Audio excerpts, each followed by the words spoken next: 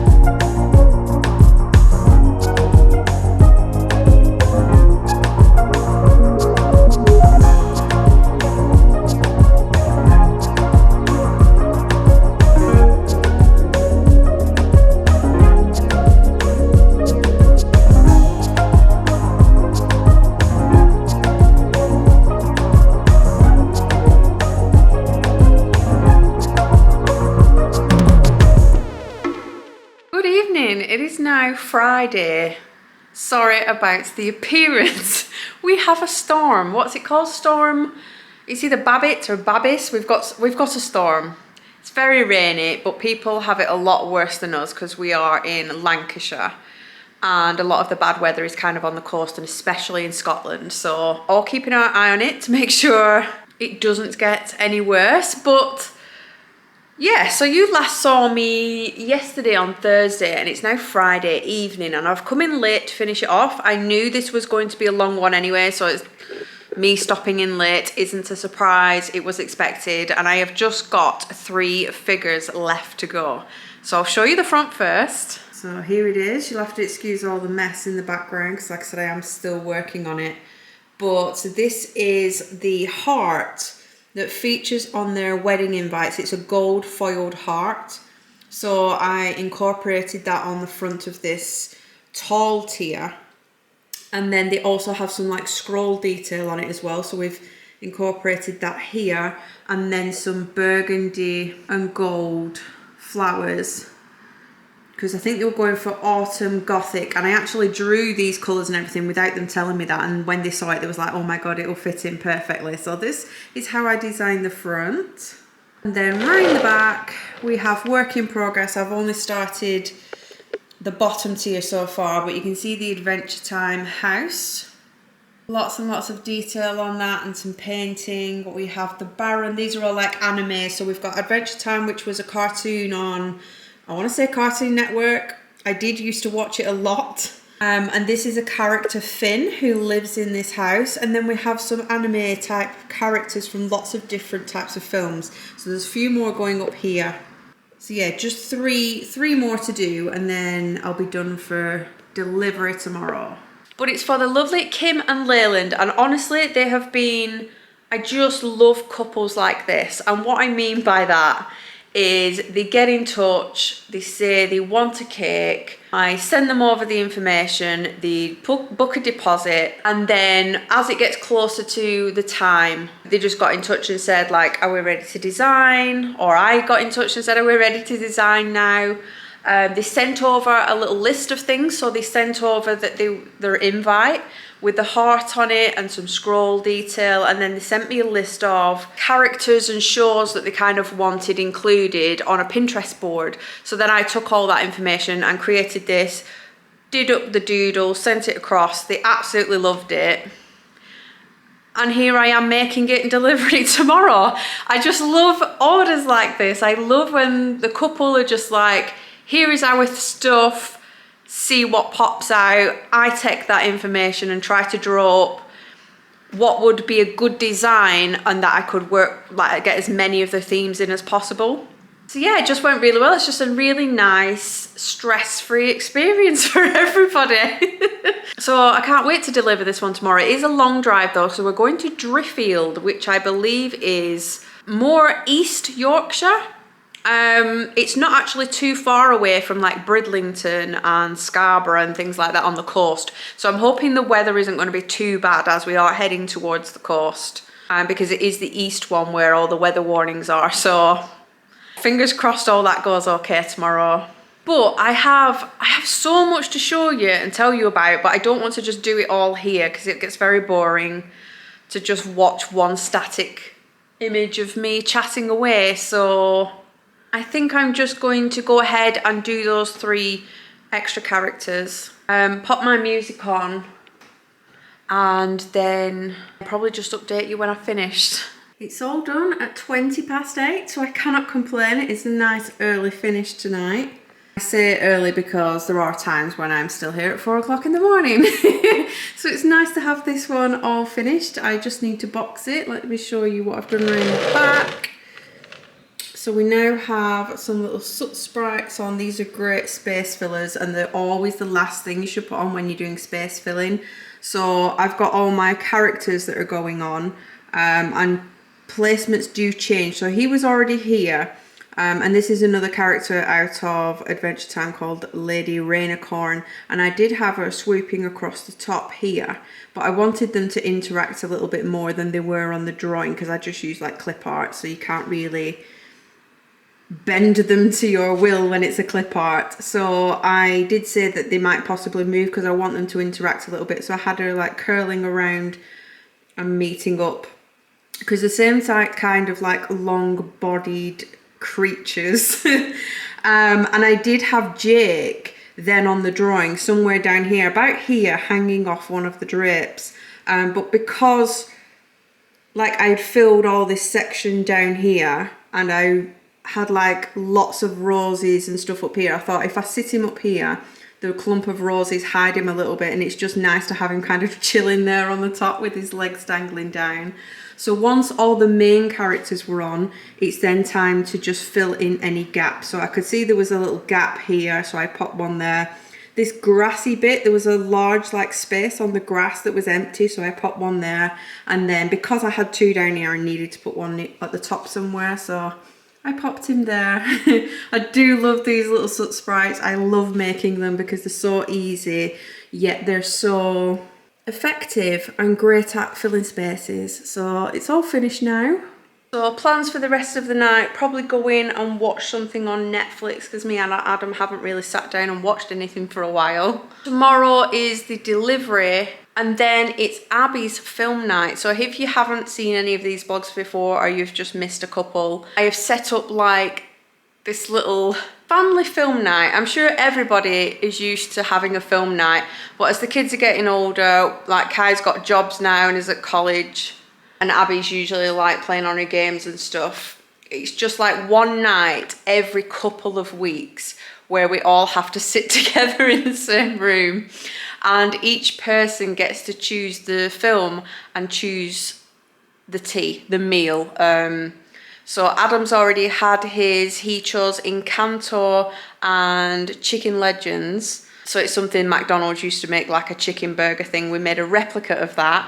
Kai then chose Freaky Friday and chicken wraps. And then 2 weeks later, it is now Abby's turn, and she's chosen the film Beetlejuice and a beige buffet. A beige buffet in our house is just things out the freezer that you whack in the air fryer, and they're all similar in colour. They're all chips, breaded chicken. We've actually bought some bits from Aldi out of the Christmas. All the Christmas food is out in Aldi. All the picky bits. We call the picky bits like the party food bits that you get in the boxes. And we decided to pick some up and use them for Abby's beige buffet. But it's also a tester, because if they're good, we'll then get them for Christmas. So they're just things like cheese and onion, like mini nacho bites, prawn toast, all that sort of stuff, just chicken skewers. So that's our plans tomorrow night. And then 2 weeks after that, it will then be my film night, and I haven't had one yet, so I'm looking forward to it. But just let me show you a few of the things I've got in my studio before I go home. How cute is this little crocheted pumpkin garland? No, I didn't make this. I have no idea how to crochet. I think that people that can do this, especially when they're just like randomly making their own patterns up, are insanely talented. And just look at the gorgeous colours she chose. So this was sent through by Denise, who is a brigadier, and she lives in the US. So it came in this huge box because she sent it along with a few other things that then got stuck in the customs because it was such a huge box. But this is one of the handmade items from the box, and I just absolutely love it. It's on my radiators for a reason, because when it arrived, it smelt a little bit like cinnamon. I don't know whether she was just, you know, making it in her house that smelt of cinnamon and it's picked it up, or whether she's put cinnamon in them. But I've put them on the radiator to use as a little air freshener, because I've got nowhere really to hang this just yet. I just need to find some fixings and stuff to get them up, so I've put them on the radiator for now. And in the same package with these absolutely adorable little cherries. Let me just pick this up because you see the little crocheted leaves and their little eyes. Look how cute. So I have this crochet set from Denise, and then I have this set. I have two lots of these now. I've got one set at home and one here in the studio. These are the little Jellycat cherries, and they sit on top of the printer. But the main bulk of the box that she sent through was absolutely gobsmacking. Me and Adam opened it together because he was like, am I allowed to open this? I'm like, well, just open it, it's fine. I do want to show you, but I know what I'm like when I come to vlogging at weekend. I tend to just put the camera down and just get on with the weekend. So I'm telling you now, just in case I don't show you in person, and I will put B-roll over the top. But it was this absolutely amazing Disney Halloween set. Now, I haven't even seen this before. I usually get shown a lot of Disney stuff on my Instagram and everything because I do follow Disney and a lot of Disney pages. But I haven't even seen this set. And from the top of the box, as we were pulling it out, there's all these different buildings and trees and stuff you could get. And Adam was like, oh, I wonder which one we've got, not realising it's the whole blooming set. She has sent this whole huge Halloween town set, and we were absolutely blown away. Adam's like, oh my God, it's like Christmas. And he's undoing it. He's even gone and bought batteries for it. We're so excited to get this set up. But I cannot tell you how insanely generous this gift is. I can only imagine how much this cost. And looking at the pictures, I just assumed like the little houses were about this big and you could make it a set. No, they're massive. They're absolutely huge and so well detailed as well. I'm actually thinking of filming an entire reel just on this Halloween set. If anybody wants to have a look at how much detail is in it, maybe you want to pick one up for next year because this video goes up way after Halloween. But check out that reel if you want to see it in a bit more detail. But I'm going to go home now, get ready for the delivery tomorrow, so I will see you then. As you were probably expected, it is now way into another week. I really need to finish this vlog. The delivery itself was super good. I'm gonna leave them a review actually. I haven't left the venue a review yet, but the venue was so good. Like, all the rooms were so detailed, amazing, and suited the couple to a T. I was blown away by the venue and also the people at the venue. Like, the first person I saw was this young girl, and she could not do enough to try and help. She was up and down trying to find, like, she knew where the cake table was going, and she was just making sure it was the right size. And then I said there should be a turntable, and she couldn't find a turntable. She's running around trying to ring everybody. I'm like, it's fine, I'm not in any rush, we're not late, you know? Do what you gotta do, it's fine, don't panic. And in the end, she ran up to the bride and groom because they were staying at the venue. And she ran up to ask, and then he came, like, the groom came down, he's like, I'm gonna have a look at this cake. So it was all sorted, but just everybody at the venue was really lovely, because sometimes I can walk into a venue, place a cake down and leave, and nobody even knows I've been. And also, when you walk into a venue, you never quite know who works for the venue and who is another vendor. The amount of times I've walked up to a florist and said, do you know where the cake's going? And the florist is like, don't know, I'm just here to do the flowers. And there's nobody ever around that works at the venue, and you're just kind of left in this room with all these other vendors just kind of going, I don't know who works here. But yeah, this venue was brilliant, and they were super helpful, and even the florist that was in there setting up, she was very chatty. It just makes such a difference when you've got a nice setup, you know?